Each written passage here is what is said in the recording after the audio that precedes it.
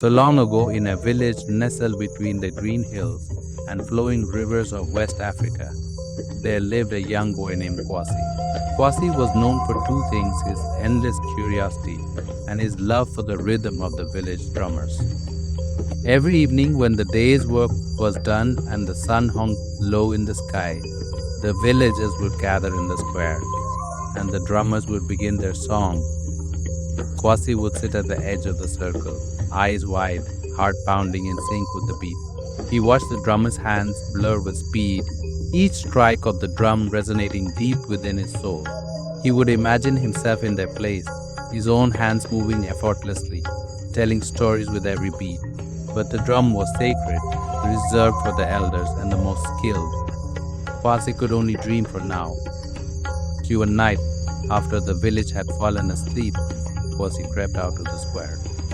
He sat where the drummer sat, feeling the cool earth beneath him. He closed his eyes, and for a moment, he could almost hear the heartbeat of the village, a rhythm that pulsed with life and history. So the next day, Kwasi's curiosity led him deeper into the forest, where he often wandered alone, his mind filled with questions and dreams. He climbed over fallen logs and waded through thick ferns until he stumbled upon something unusual, a giant baobab tree, its roots twisting like ancient fingers. And nestled among the roots, half buried in the soil, was a drum. So old and worn, its leather skin cracked in places.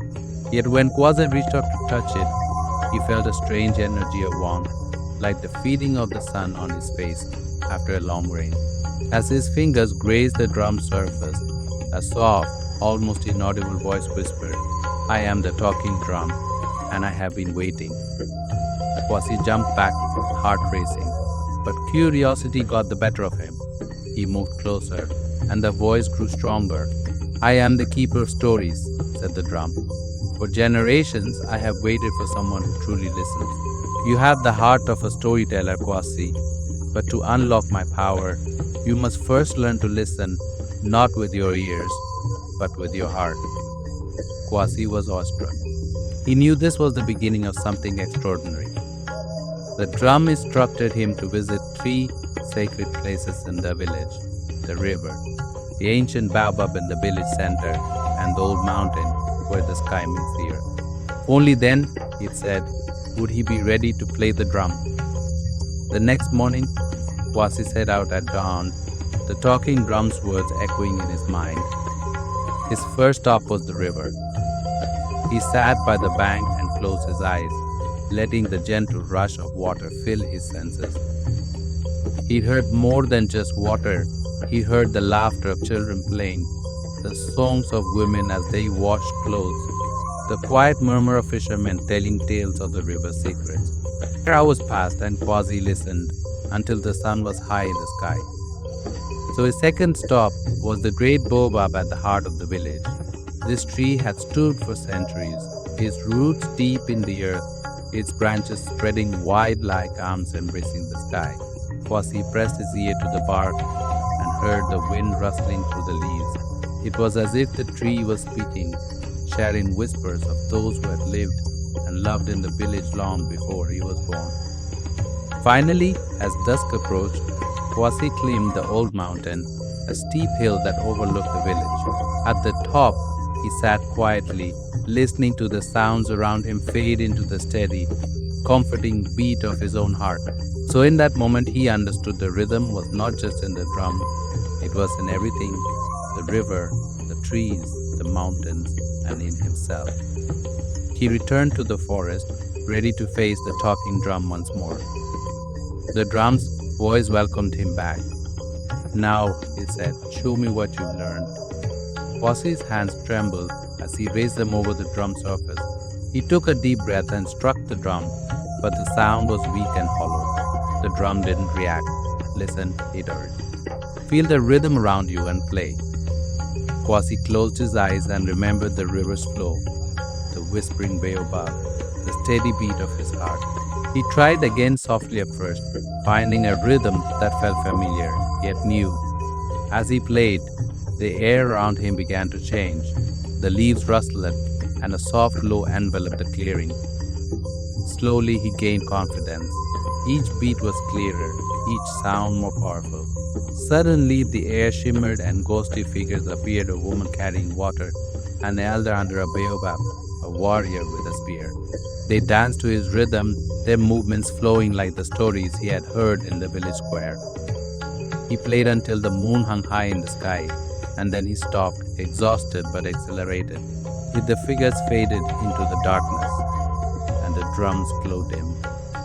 "Well done," the drum said, its voice warm with approval. But you are not yet finished. There are more stories to tell." Over the following days, Kwasi returned to the clearing each evening, playing the drum until the stories emerged. Each beat summoned new images, each rhythm a new tale. One night, he played the story of a brave hunter who ventured into the deepest parts of the forest, facing down a lion to protect his family. The villagers appeared in the clearing, their eyes wide as they watched the hunter's battle unfold. Another night, he told the story of a mother who crossed rivers and scaled mountains to find her lost child, driven by a love that conquered every obstacle. So the figures moved with grace and sorrow, and Kwasi felt their hope and pain as if it were his own. Finally, he played the tale of a bountiful harvest. He struck the drum with joy, and the clearing filled with the spirit of celebration, dancers, weeping children playing, and the sound of laughter echoing through the trees. So this was not just a story, it was life itself, captured in sound. With each story, Kwasi grew more confident. The drum became an extension of himself, a voice for the tales that had waited so long to be told. One evening, he brought the drum back to the village square. The villagers gathered, curious about the mysterious drum he carried. Kwasi played, and the stories he had learned flowed from the drum. The villagers were captivated, young and old alike. So they saw the past come alive, and for the first time in years, they felt the presence of their ancestors, like a warm embrace. Kwasi had become the village's storyteller, the keeper of its history. As the years passed, Kwasi's fame as a storyteller spread. People from neighboring villages would come to hear him play, to learn the wisdom of his ancestors. He grew older, but his spirit remained young, as vibrant as the beat of the drum that never left his side. So one day he gathered the children of the village under the great baobab tree. So he placed the drum before them and told them the first story he had ever heard from it, the story of a boy named Kwasi, who had listened with his heart and found the courage to tell the tales of his people. So children's eyes were wide with wonder, and Kwasi knew that the stories would live on. Kwasi played the drum one last time, his hands moving slowly but surely, the rhythm steady and true.